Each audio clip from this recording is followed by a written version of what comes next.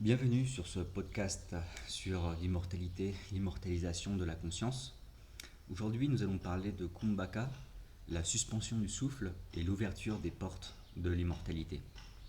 Le souffle est la charnière entre le corps et l'esprit, le lien visible qui relie notre existence matérielle à notre dimension subtile. C'est pour ça que dans le mot respiration, on a spirit, l'esprit.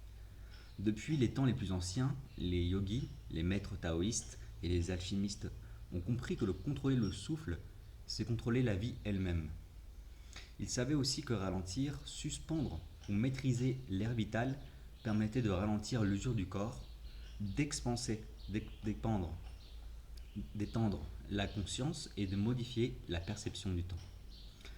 Dans le système du pranayama, qui est le contrôle du souffle, le contrôle mieux dit du prana, de l'énergie vitale, la science du souffle yogique, une technique est considérée comme la plus puissante, la plus mystique, la plus dangereuse et la plus transcendante.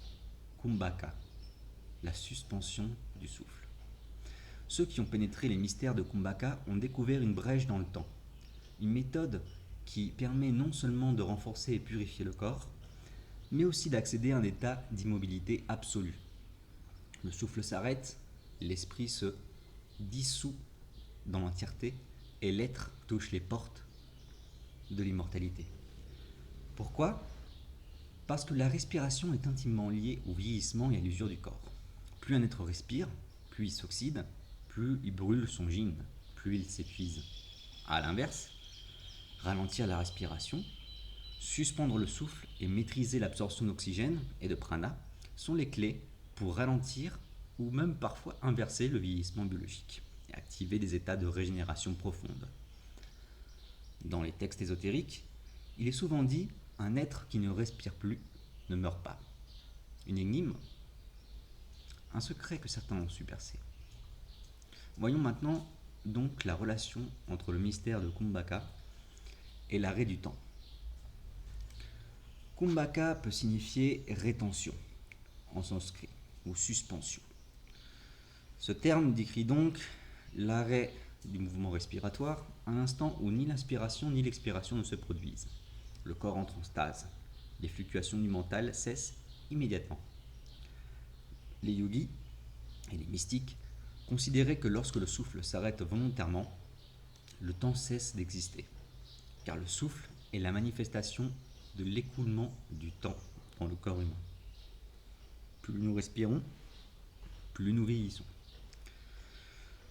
Comme le corps est un véhicule spatio-temporel qui voyage entre les différentes timelines, nous pouvons considérer que la brûlure, la combustion, comme dans une voiture, va épuiser petit à petit le corps, va épuiser notre gîne, notre énergie vitale essentielle. Les animaux qui respirent lentement et pratiquent naturellement une forme de Kumbhaka, comme les tortues et les éléphants, vivent beaucoup plus longtemps que ceux dont le souffle est rapide et saccadé. De même, les animaux qui hibernent ralentissent énormément leur souffle, ce qui fait qu'ils prolongent leur vie. Les maîtres yogis et taoïstes ont donc compris que le secret de la longévité, de l'immortalité, réside dans l'art de ralentir, voire de suspendre la respiration, de stocker et de sublimer l'énergie vitale, de faire fusionner l'air, l'énergie et la conscience en un seul courant d'immobilité parfaite. Mais comment cette suspension du souffle agit-elle sur le corps et sur l'esprit ? Voyons maintenant l'action de Kumbhaka sur le corps physique et énergétique. La science moderne, la physiologie, commence seulement à comprendre ce que les maîtres savaient déjà il y a des millénaires. Kumbhaka modifie profondément la biologie humaine. Lorsqu'on retient son souffle après une inspiration profonde, ce qu'on appelle Antara Kumbhaka, ou après une expiration complète, ce qu'on appelle Baya Kumbhaka, plusieurs processus fascinants s'enclenchent. Une oxygénation cellulaire extrême, quand on suspend le souffle, s'en capte davantage d'oxygène, ce qui améliore l'énergie mitochondriale et ralentit la détérioration cellulaire. Diminution du stress oxydatif. Moins nous respirons, moins nous produisons de radicaux libres. Augmentation du CO2 et meilleure absorption du prana. Contrairement à ce que l'on peut croire, un niveau plus élevé de CO2 dans le sang permet une meilleure diffusion de l'oxygène dans les tissus. Plus de CO2 signifie donc plus d'énergie vitale stockée. Régénération profonde des organes internes. La suspension du souffle stimule le système nerveux parasympathique, favorisant la régénération des cellules et l'équilibre hormonal. On va avoir également une stimulation de la glande pinéale et activation de la conscience subtile. L'augmentation du CO2 et de la pression intracrânienne agit comme un sécréteur, un déclencheur de la sécrétion de DMT naturel, ouvrant ainsi des états de perception élargie et des expériences mystiques spontanées. En d'autres termes, Kumbhaka suspend le processus de dégénérescence et active les mécanismes d'autorépération du corps. Les yogis les plus avancés entrent dans des états où la respiration s'arrête complètement pendant plusieurs minutes, voire plusieurs heures, plongeant leur corps dans une stase biologique, une immobilité parfaite, les mettant dans un état où le temps lui-même cessait d'agir sur eux. Il y a même des pratiques occultes extrêmement avancées où on va boucher tous les orifices du yogi et il va rester comme ça dans un état de stase pendant plusieurs jours, plusieurs semaines, voire plusieurs mois, alors que sa conscience part dans les mondes éthérés. Voyons donc comment entrer dans l'immortalité avec Kumbhaka.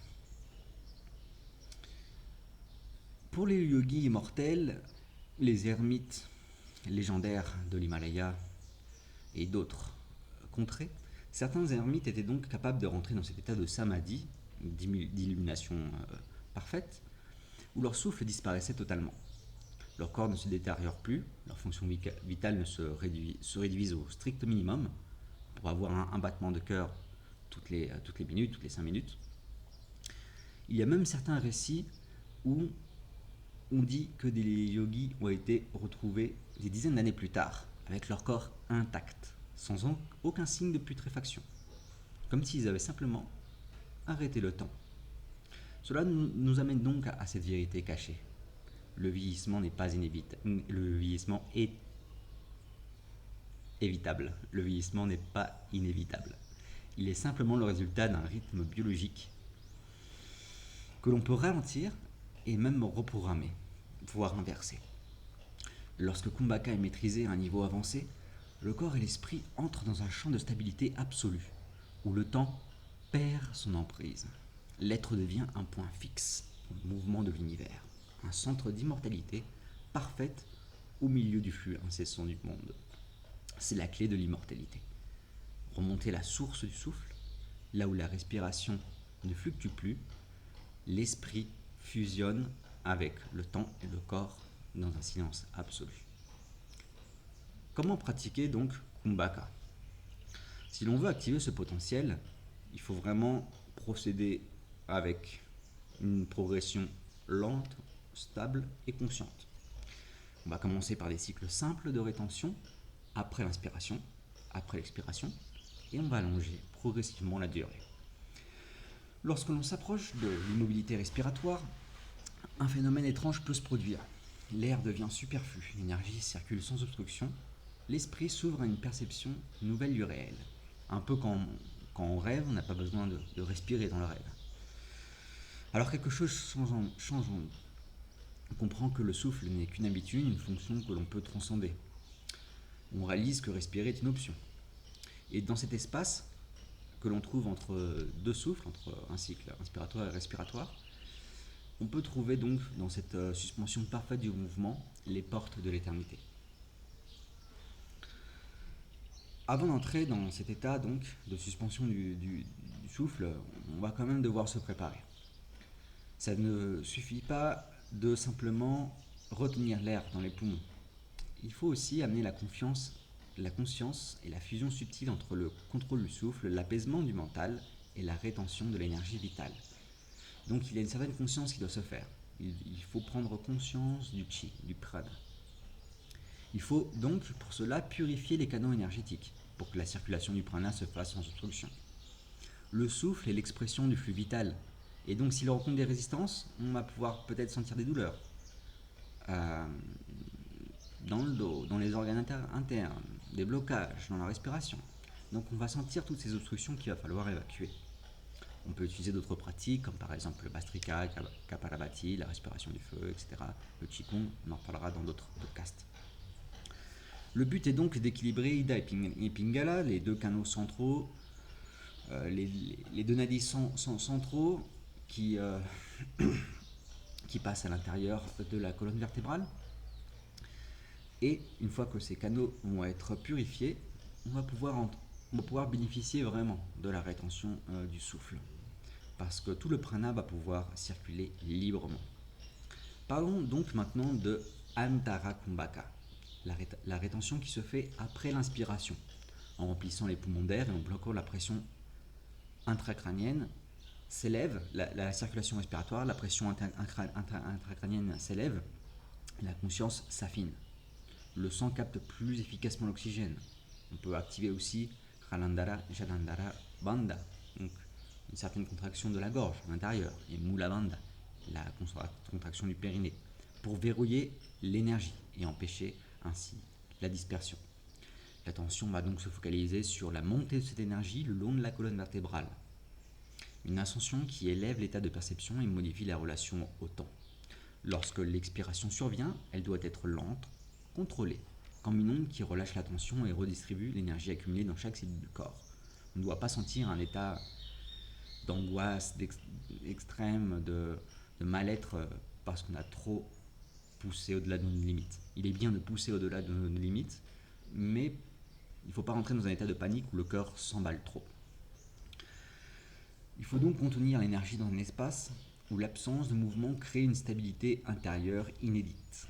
La pratique de Mula Bandha et d'Uddiyana Bandha, donc activer le transverse en rentrant un petit peu le nombril, en stabilisant la colonne vertébrale, permet de sceller cette immobilité et de favoriser une sensation d'expansion de la conscience. Lorsque le mental s'accorde dans cette vacuité, la perception du temps peut se diluer, l'esprit accède à un état où plus rien ne bouge, où seule la présence demeure. À un certain degré de maîtrise, un phénomène étrange peut se manifester. Le souffle devient optionnel, il n'est plus nécessaire. Dans cet instant, une stase biologique s'installe. Les fonctions vitales se suspendent ou presque, la perception se transforme.